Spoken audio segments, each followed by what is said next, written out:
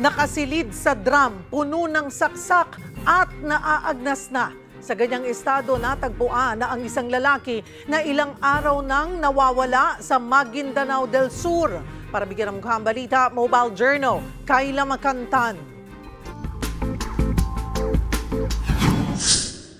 Sa loob ng isang plastic drum, nakitang lalaking ilang araw nang pinaghahanap ng kanyang mga kaanak sa Maguindanao del Sur.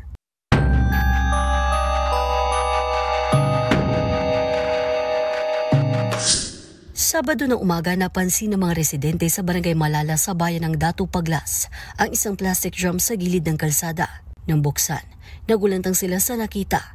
Ang laman, naagnas na bangkay ng lalaki, balot ng trapal at garbage bag. Agad nila itong itinawag sa mga pulis. Sa investigasyon, nalamang residente ng Barangay Datang ang biktima na kilala bilang alias Ukot. Lumalabas sa initial examination sa labi na may mga saksak at taga ang biktima sa iba't ibang parte ng katawan.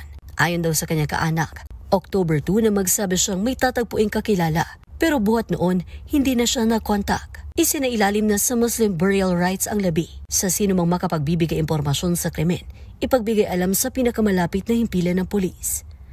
Mobile Journal, Kayla Makantan, hatid ang muka ng balita.